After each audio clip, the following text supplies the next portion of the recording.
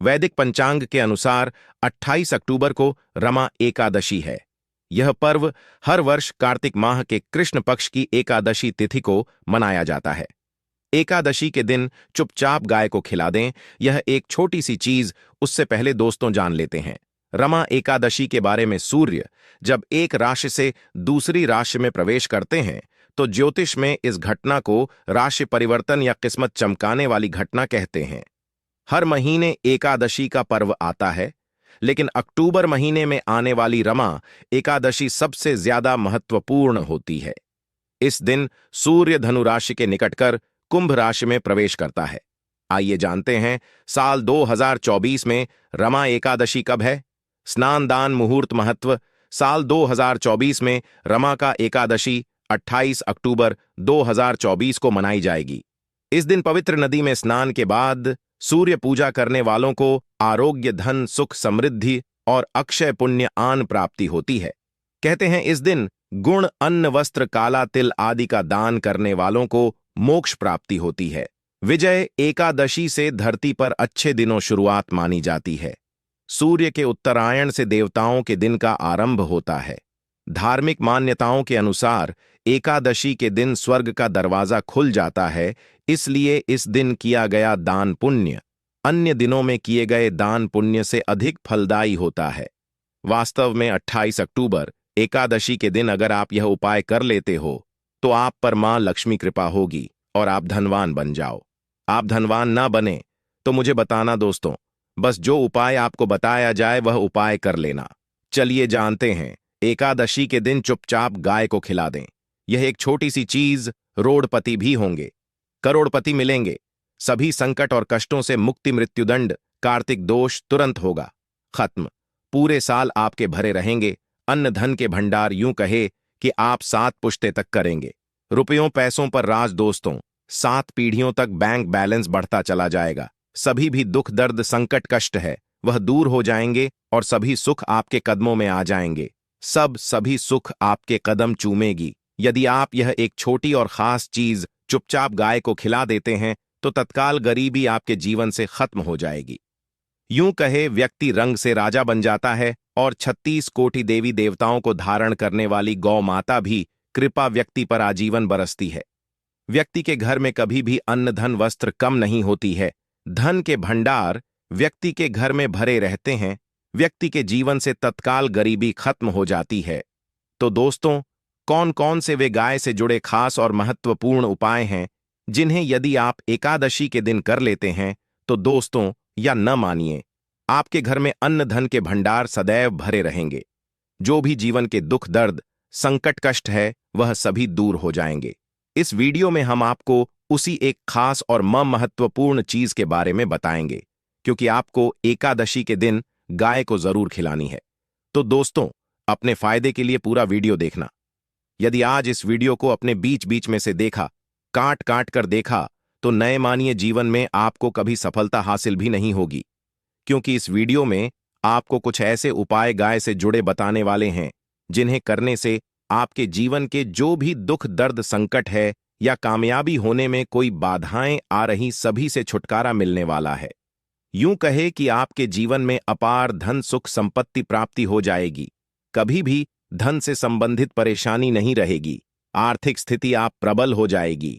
धन प्राप्ति के योग्य बन जाएंगे और जीवन में सदैव अनंत धन के भंडार आपके घर में रहेंगे। अनंत धन, वस्त्र, कभी कमी नहीं होगी आपके घर में। तो दोस्तों, आज का वीडियो पूरा देख कर जाना। यदि आप चाहते हैं आप और आपके परिवार पर सदैव गौ माता कृपा से, आपके पितरों कृपा से, देवी देवताओं कृपा से, तो दोस्तों वीडियो को पूरा देखकर जाना। बहुत ही फायदेमंद वीडियो है। पूरे 300 सालों के बाद ऐसे दुर्लभ संयोग है, तो पूरा वीडियो देखकर जाना। यदि आप लाभ हासिल करना चाहते हैं और 7 पीढ़ियों तक कभी कोई किसी तरह अटैक, कमी ना हो या फल चाहते हैं, तो वीडियो को पूरा देखकर जाना। बहुत ही लाभप्रद वीडियो है आपके लिए दोस्तों, वीडियो को आगे शुरू करें उससे पहले आपसे रिक्वेस्ट करते हैं कि इस वीडियो को लाइक कर चैनल को सब्सक्राइब कर देना और कमेंट बॉक्स में सच्चे दिल से जय गौ माता जरूर लिख देना, जिससे माता कृपा आपके और आपके परिवार के ऊपर सदैव बरसती रहे और ज्यादा से ज्यादा वीडियो को शेयर जरूर करना ताकि और लोग भी इस वीडियो के माध्यम से लाभ हासिल कर सके। इन उपायों को करने से अपने जीवन में सदैव धन सुख संपत्ति प्राप्ति कर सके। तो शेयर करना ना भूले इस वीडियो को, जिससे और लोगों का भी भला हो। आपको बता दें, इस दिन तीर्थ स्नान करना बहुत ही फलदायी समझा गया है।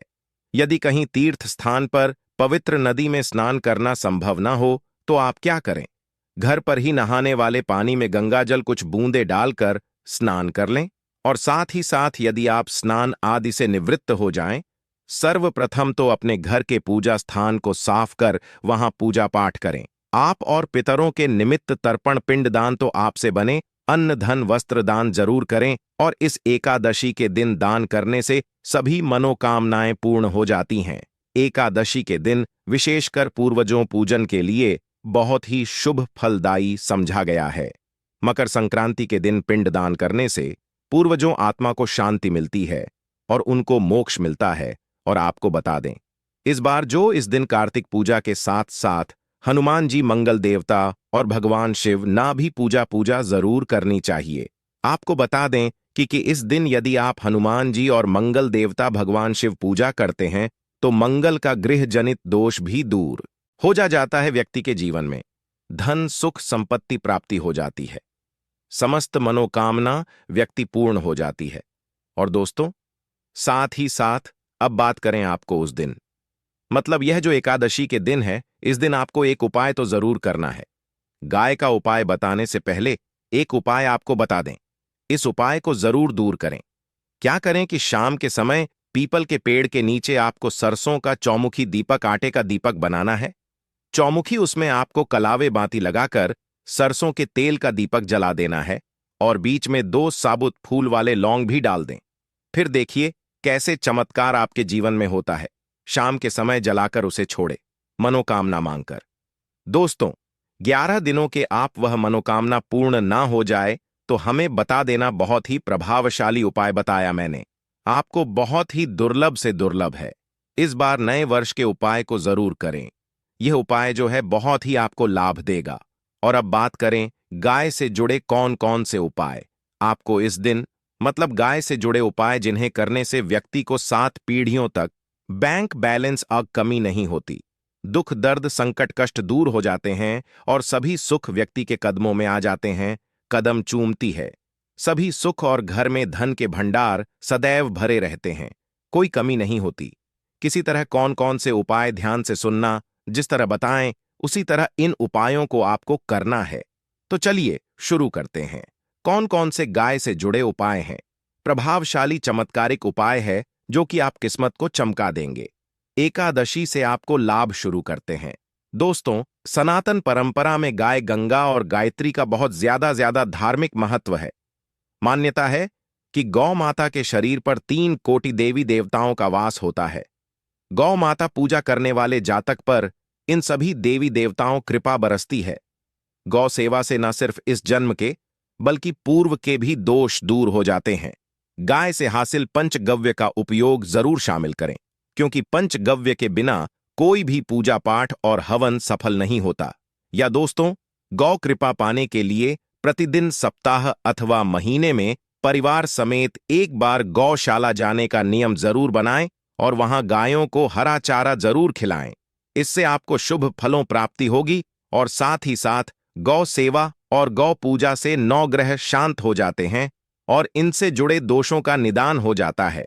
गर्मियों में गौ माता को पानी पिलाएं और सर्दी में गौ माता को गुड़ जरूर खिलाएं। ध्यान रखें कि गर्मियों में गाय को गुजिया। अनेक देवी देवता को अपने ने शरीर पर धारण करने वाली गौ माता से जुड़े कई शुभ और अशुभ संकेत भी होते हैं। मसलन, गाय का दूध दहते समय यदि गाय ठोकर मार दें और सारा दूध बिखर जाए तो अब शगुन होता है। यदि कोई यात्रा पर निकल रहा हो और गाय अपने बछड़े को दूध पिलाती सामने आ जाए तो निश्चित रूप से जिस यात्रा के लिए आप निकले हैं वह यात्रा आप जरूर ही सफल होगी और वह जिसके लिए आप निकले हैं वह जरूर ही पूर्ण होगा। यात्रा पर जाते समय बाईं ओर गाय आवाज आना और रात्रि में गाय हंकार करना भी शुभ होता है। दोस्तों, साथ ही साथ गाय के साथ आप भूलकर भी दुराचार ना करें, अन्यथा मिलता है घोर पाप और जीवन भर परेशानियां बनी रहती हैं। जी हां दोस्तों, गाय को राष्ट्रीय पशु बनाए जाने और इन्हें मौलिक अधिकार दिए जाने बात हो रही है तो सवाल उठता है, गाय संस्कृति का अहम हिस्सा है, तब भी गाय के साथ लोग खराब व्यवहार कैसे कर लेते। गाय दर दर भटकती रहती है, भरपेट इन्हें चारा तक लोग नहीं देते। गाय जब तक दूध देती रहती है तो उन सेवा होती है, और जैसे ही दूध देना बंद कर देती है तो लोग इन्हें उन किस्मत पर छोड़ देते हैं, सड़कों पर और गलियों में भटकने के लिए। ऐसे में गोवंश जीवों को कोई डंडे मारता है तो कोई पानी डाल देता है, कभी वाहनों चपेट में आ जाती है तो कभी बीमार होकर बेचारी यह गाय दम तोड़ देती है। ऐसे में जरूरत है इन बातों को जानने, गाय को लेकर शास्त्रों में क्या कहा गया है, गाय के साथ आपको कैसा व्यवहार करना चाहिए। दोस्तों, गाय को कभी भी मारना पीटना नहीं चाहिए। शास्त्रों में गाय को माता का दर्जा दिया गया है। गाय को मारने वाला माता को मारने पीटने वाले के समान पाप का भागीदार समझा जाता है। नरक लोक में वर्षों तक कष्ट भोगना पड़ता है, अगले जन्म पशु योनि में मिलता है। कथा है कि गौतम मुनि ने गलती से गाय को डंडा मार दिया था, जिससे गाय मृत्यु हो गई थी, और इस पाप से मुक्ति के लिए इन्हें वर्षों तक तपस्या करनी पड़ी।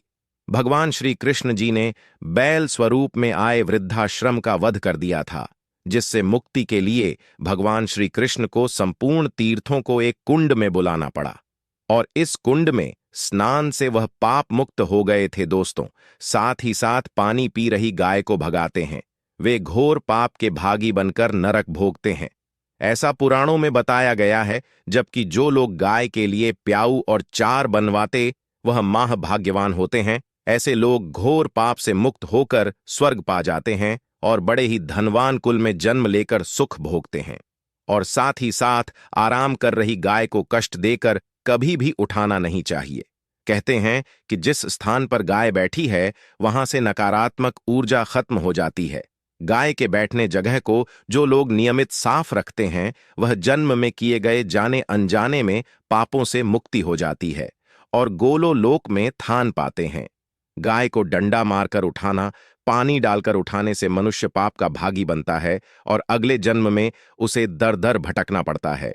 और साथ ही साथ शास्त्रों में बताया गया है कि गाय का दूध उसके बछड़े के लिए होता है।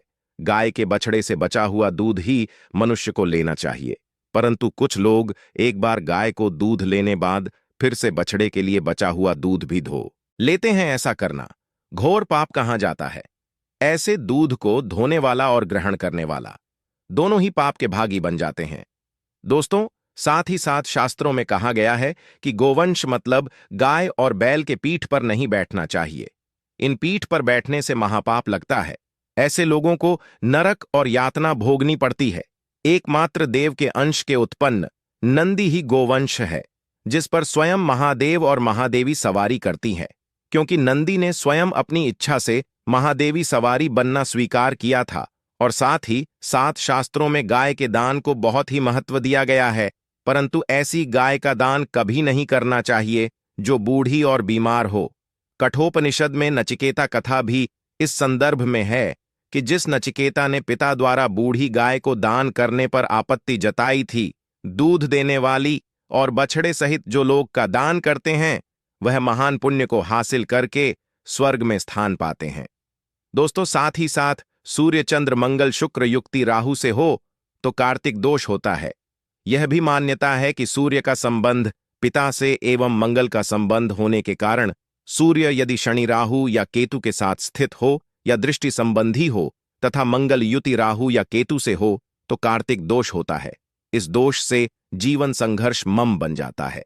कार्तिक दोष हो तो गाय को प्रतिदिन या किसी भी एकादशी को या किसी पूर्णिमा के दिन, अमावस्या या किसी भी खास दिन पर रोटी गुड़ चारा खिलाने से कार्तिक दोष खत्म जाता है। साथ ही साथ गाय पीठ पर जो कूबड़ बना होता है वह बृहस्पति गुरु है। अतः जन्म पत्री में यदि बृहस्पति अपनी नीच राशि मकर में हो या अशुभ शिवलिंग में जा रहे हों और सामने से गौ माता आती हुई दिखाई दे तो गौ माता को अपनी दाहिनी ओर से जाने देना चाहिए।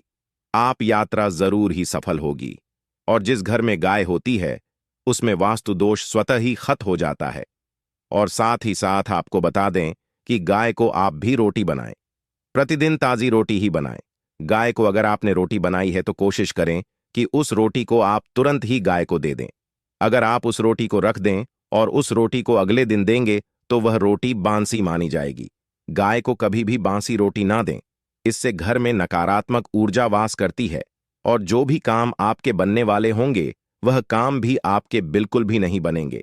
इससे आपके घर में हमेशा दर्द देवता का वास रहेगा और आप जिस भी काम को करेंगे उस काम में आपको हमेशा असफलता ही हाथ लगेगी। इसीलिए कोशिश करें, गाय को रोजाना ताज़ी रोटी बनाकर खिलाएं और रोटी को बिल्कुल ना रखें।